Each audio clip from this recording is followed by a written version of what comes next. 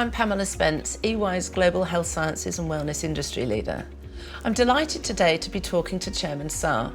Chairman Saar is the honorary chairman of Celltrion, and he's built Celltrion up as a founder from nothing into the multi-billion pound company it is today.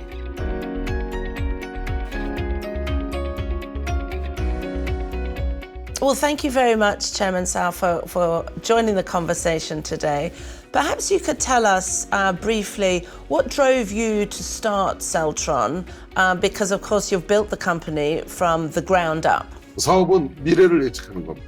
20년 전에 제가 읽었던 미래는 고령화 시대가 온다는 거예요. 그러기 위해서는 헬스케어 산업의 대혁신과 변화가 필요했습니다. 왜 그러냐면 고령화가 돼도 삶의 퀄리티를 유지할 수 있게끔 더 많은 제약회사들은 경쟁을 해야 되고 새로운 약도 찾아야 되고 퀄리티도 올려야 되지만 코스트도 낮춰야 돼서 이제 가격 경쟁의 시대에 돌입해야 된다는 게 제 생각이었습니다. And was there a particular reason why you chose healthcare as opposed to aligning your passion and your purpose to another industry? 그 이유는 간단했습니다. 보니까 20년 전에 제약회사들한테는 퀄리티는 중요하게 생각하고 있는데 생산성을 중요하게 생각하지 않더라고요. 그리고 원가를 중요하게 생각하지 않더라고요. 그리고 프라이스 경쟁을 하지 않고 마케팅을 하더라고요. 그래서 이거 색다른 동네구나. 저기에 들어가서 생산성을 집어넣어야 되겠고 코스트를 절감시켜야 되겠고 프라이스 경쟁을 시켜야겠다. 이렇게 생각했어요. And when it comes to innovation, clearly there's been so many innovation and stages in the growth and prosperity of Celltrion. What are the key qualities and characteristics you think are important for innovation in a company? 우선 직원들하고 저하고의 의사소통이었어요. 우리가 왜 일을 해야 되는지, 우리가 왜 기술의 혁신을 매일 해야 되는지, 그리고 우리가 왜 코스트를 더 낮춰야 되는지. 그래서 우선 각 나라에서 고맙다는 이야기를 듣고 우리가 이익을 남겨야 된다 하는 거였어요. 왜 그러냐면 우리가 기업이지만 기업가한테 제일 중요한 건 내가 왜 사업을 하는가에 대한 내 질문에 내가 답을 하는 거예요. 그렇지 않으면 기업가도 자기 일에 몰입할 수 없어요. 거기에서 내가 나한테 준 숙제가 딱 하나입니다. 내가 이 세상 떠나기 전에 그래도 어떤 일을 하고 가느냐에 대해서 우리가 떳떳해야겠다고 생각했어요. 그리고 20년 지났어요. I think it's tremendous the advances that data and technology have helped us in access to medicines, and you reference very importantly more people are now able to access medicines because of innovation such as Celltrion has undertaken. That's fantastic. We've spoken before about putting patients first. And perhaps you could just explain your vision in terms of how we can use virtual interfaces to help put patients at the center of treatment and make access and healthcare more affordable for everybody. 20년 전에 고령화 때가 오면 우선 퀄리티를 지키면서 코스트를 낮춰야 된다고 생각했고 그리고 원격 진료를 시작해야 된다고 생각했어요. 그리고 더 나아가서는 AI 원격 진료까지 가야죠. 그러면 이렇게 원격 진료를 가는데 지금 허들이 뭐냐를 말씀드리겠습니다. 의료 데이터의 디지털화, 그건 큰 허들이 아닙니다. 그거는 뭐 쉬운 기술입니다. 지금 현재 모든 검사 장비가 다 병원에 있어요. 근데 그게 가정으로 가요. 그러면 예를 들어서 집에서 스스로 피 검사를 할 수 있어야 됩니다. 현재는 불가능합니다. 근데 그걸 가능하게 만들어야 돼요. 이제는 기술이 발전했거든요. 소량의 피로도 얼마든지 판단할 수 있는 기술로 다시 결합시켜야 됩니다. 전 세계에서 모든 세미나에서 원격 진료 얘기하고 AI 원격 진료 얘기해요. 근데 검사 데이터가 없는데 닥터가 어떻게 원격 진료를 하고 닥터가 원격 진료 못하는데 AI가 어떻게 원격 진료를 해요. 근데 현재 전 세계에서 가정에서 피 검사를 할 수 있는 기술은 없습니다. 근데 혈액 검사 없이 닥터가 처방 내리기 어려워요.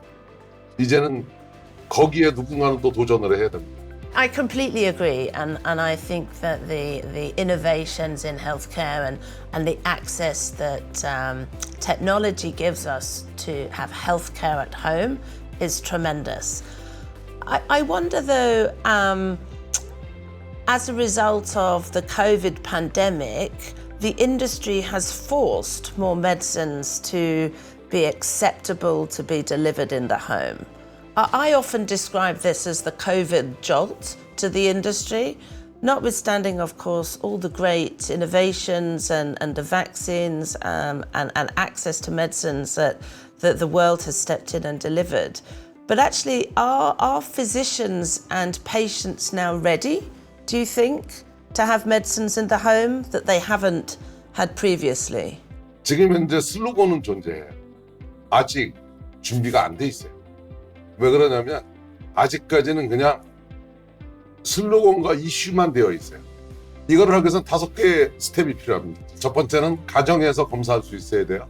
그 다음에 환자들의 데이터들이 빅데이터화 돼줘야 돼요. 그리고 각 나라가 그 의료 정보에 대해서 원격 진료를 사용할 수 있게 하는 법률이 개정돼야 돼요. 그리고 약을 이커머스로 공급할 수 있도록 법률이 개정돼야 돼요.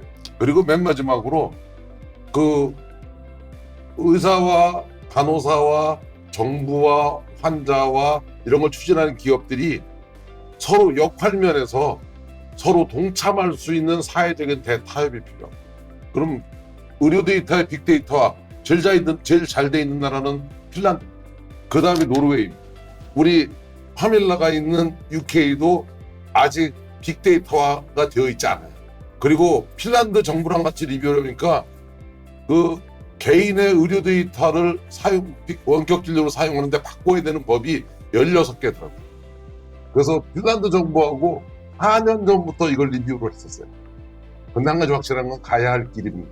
얼마나 빨리 가느냐가 남아있는 겁니다. 거기에 헬스케어 데이터의 디지털화는 필요 기술로 들어가는 작은 과제예요. I agree 100%, and I think the personalization of treatments is going to be, or is now, and will be very, very important in the future.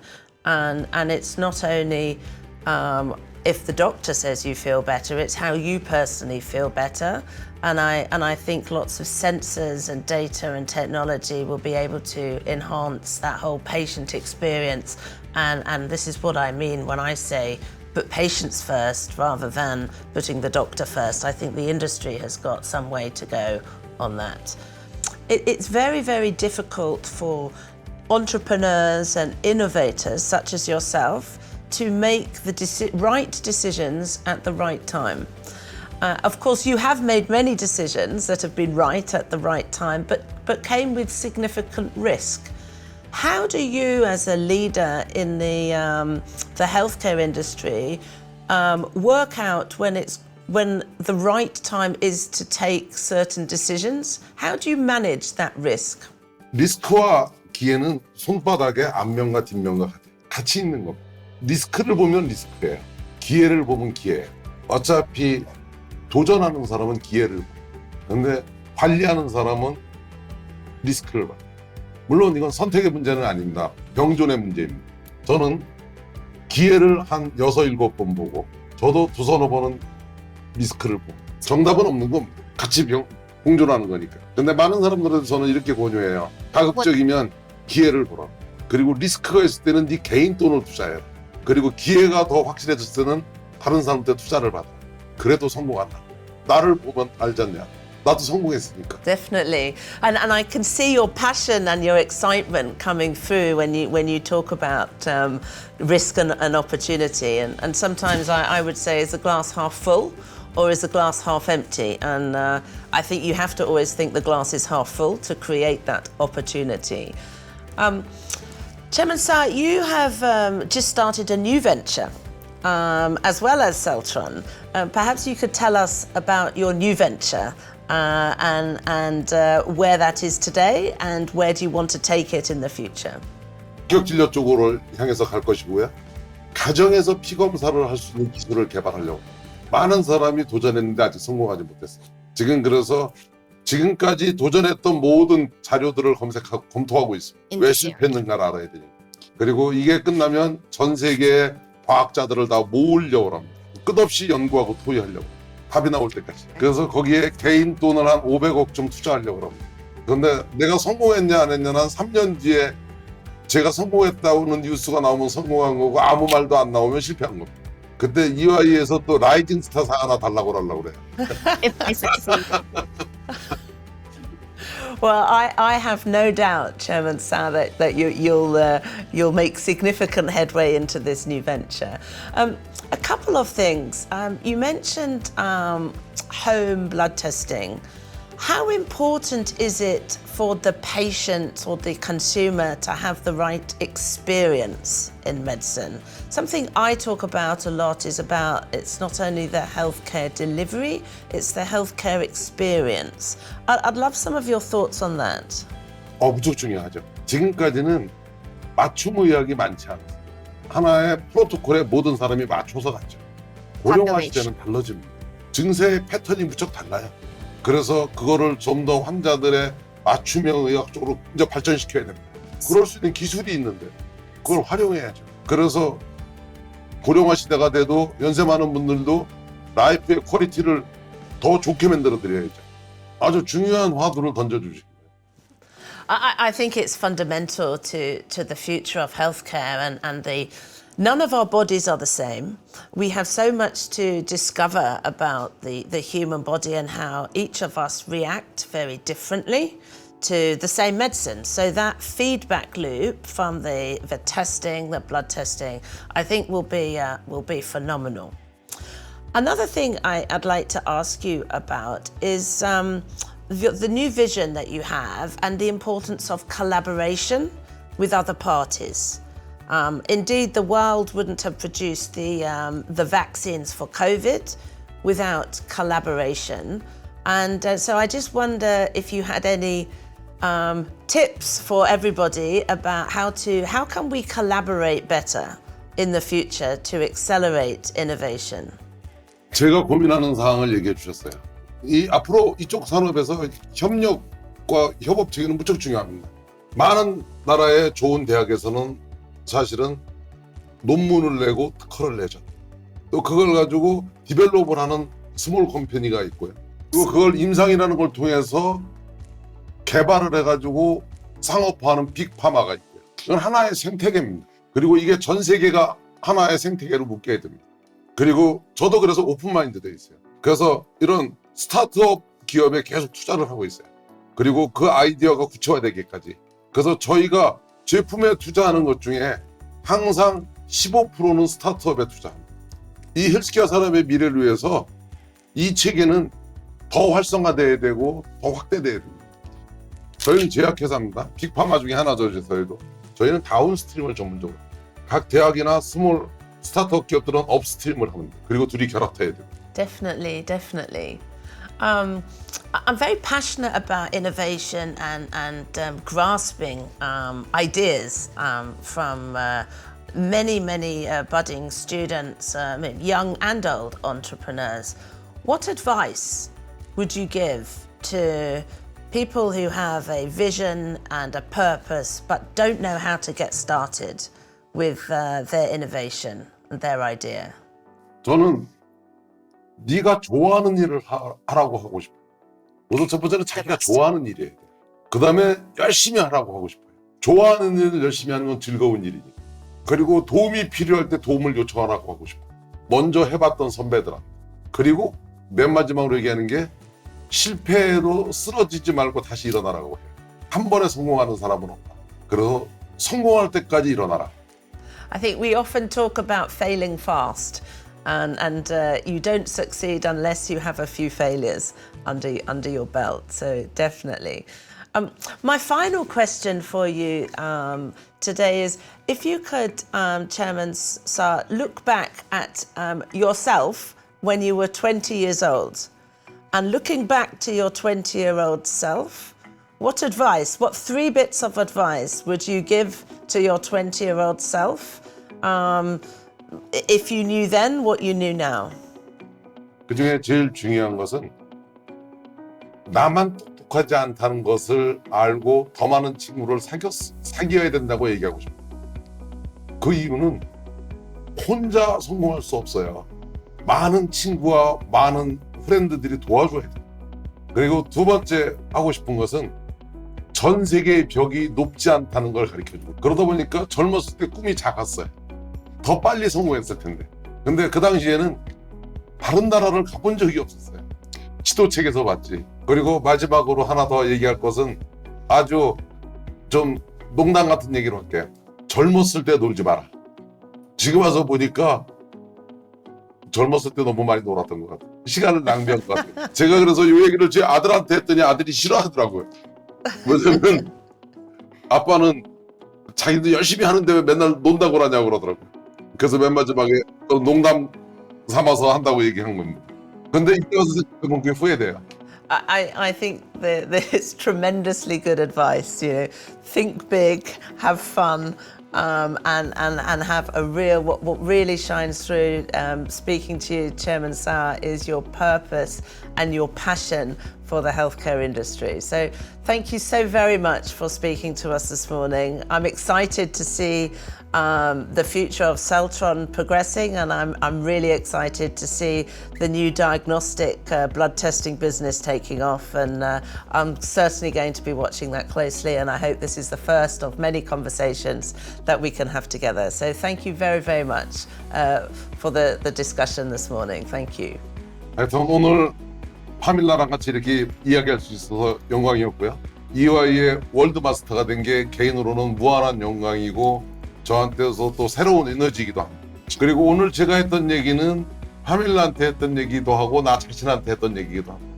오늘 내가 했던 얘기를 내가 살아있는 동안 책임질 수 있도록 최선을 다하겠습니다. 그리고 하여튼 또 이런 미팅을 만나서 하던 우리끼리 이런 식으로 하던 필요하실 때마다 항상 응하겠습니다.